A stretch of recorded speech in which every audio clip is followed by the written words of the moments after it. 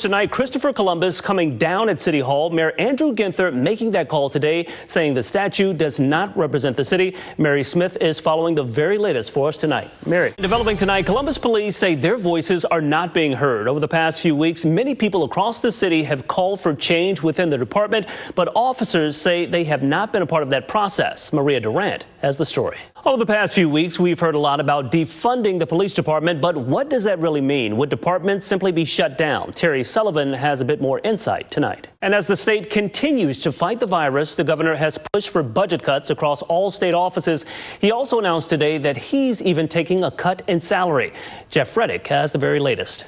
Now to a story you will only see right here. We're going one-on-one with the new leader of Mount Carmel. Tonight, she's giving us insight on recent controversies and her plan to move the hospital system forward. Haley Nelson live in the newsroom with that story. Haley. Happening at this hour, Westerville police still gathering evidence in the search for a missing woman. 52-year-old Emily Noble has been missing for nearly a month now. Investigators have gotten nearly 70 tips in this case, but nothing has panned out. First tonight, hundreds taking to the streets to celebrate Juneteenth. Mary Smith following it all for us tonight. And Mary, a lot of activity out there tonight. Just hours ago, the Trump team confirming that 6 staff members helping to set up for that rally have tested positive for COVID-19. Christine Frizzell leading off our coverage tonight. Also breaking tonight, the Ohio Department of Health confirming more than 500 new cases of the coronavirus. 30 people have died within the last 24 hours, and Franklin County still leads the state with the most cases at nearly 8,000.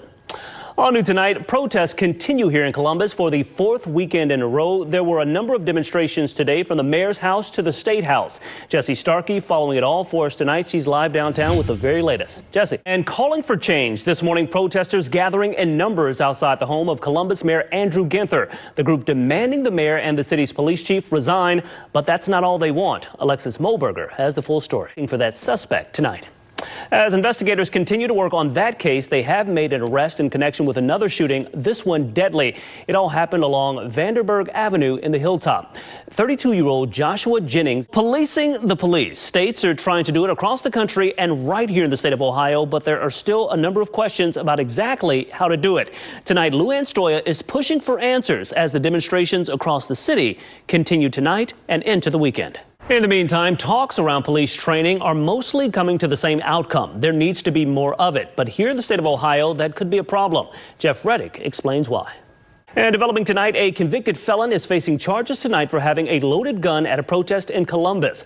Police say Ronnie Murdoch had a loaded rifle. And tonight, Columbus Mayor Andrew Ginther is calling on the community to help address this serious rise in violence. The mayor says enough is enough, and it's time for the community to step up. On new tonight, a man from Marysville has been arrested in connection with a bank robbery in Toledo. Police say this all happened Wednesday at a Huntington bank. Statue of Christopher Columbus is officially gone at Columbus State. The Board of Trustees saying it's an effort to fight racism. Jesse Pagan has the full story. It's been quite the battle for local business owners after being shut down for weeks, now trying to get those customers back in the door. What I can tell you is that when people come in and they want to buy, they seem to be very engaged and they're buying because they really want to support local business. For the past year, Charity Rose has worked here at State of Devotion in Grandview. Pre-pandemic, the Grandview boutique thriving. It's not as close to where we were before the pandemic. Since being allowed to reopen, business certainly slower. It's actually really refreshing now to see it. It's starting to come back to life. It's not nearly as busy as it has been in the past, but I think it'll get there. It's an issue impacting businesses across the state. Consider these numbers. The Ohio Department of Job and Family Services reporting more than 32,000 new unemployment claims last week. Since the start of the pandemic, when businesses were forced to shut down, more than 1.3 million were put out of work. With more people out of work, that means less people to spend that discretionary income. But I think that people getting back to work and being able to have a little expendable cash will probably help. As restrictions continue to be eased and life slowly gets back to normal, shop owners hope that in some way that helps to kickstart the local economy. Reporting in Grandview, Rodney Dunigan, ABC 6 News. Both doctors and business owners are pushing the message, hopeful this continued surge won't lead to another round of shutdowns here in Ohio. From restaurants to gyms to retail stores, the state of Ohio slowly but surely getting back to business. With more people getting out, heightened fear of more spread of COVID-19. With Ohio opening up, we need to be smart. Now, the state of Ohio launching a round of PSA. The effort, an important word of caution. Some people say masks don't make a difference. People think we can ease up on social distancing. Doctors and health professionals across the state warning not to ease up on those protective measures. Fact is, if 4 out of 5 of us wore a mask in public, the spread of COVID-19 could be significantly reduced. Fact is, your chance of getting sick is still linked to the distance between you and an infected person. Business owners are also taking part, urging people across the state to listen up, hopefully avoiding another round of shutdowns. That way, businesses can stay open and don't close again, and our economy can recover and jobs can come back. A message sure to make an impact for plenty of Ohioans.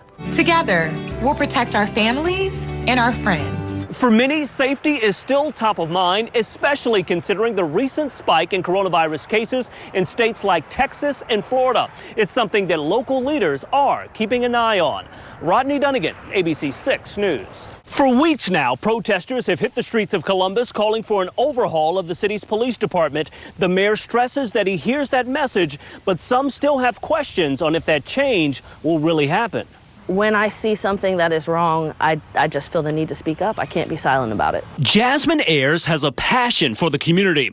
The local activist has been a loud voice calling for law enforcement reform. She's also been a vocal critic of the department and Mayor Andrew Ginther. The mayor has a long history of not backing up what he said with action. In light of recent protests, Ginther has been forceful in his stance that change will come. I'm calling on the FOP to be part of the process the community demands, but with or without you. Ayers, not so confident. I'm not really sure what those words mean and if they're actually going to come to fruition. And that is our frustration, is that even if you say the right thing, you're not doing the right thing. She also gave us a bit of insight about if the message behind the movement has been clouded at all. Please move so I can go through the green light. I just want to go home. Just last night, we showed you this video of a frightened woman being taunted by protesters. God help me. Please, God help me. Incidents like this, along with recent acts of vandalism,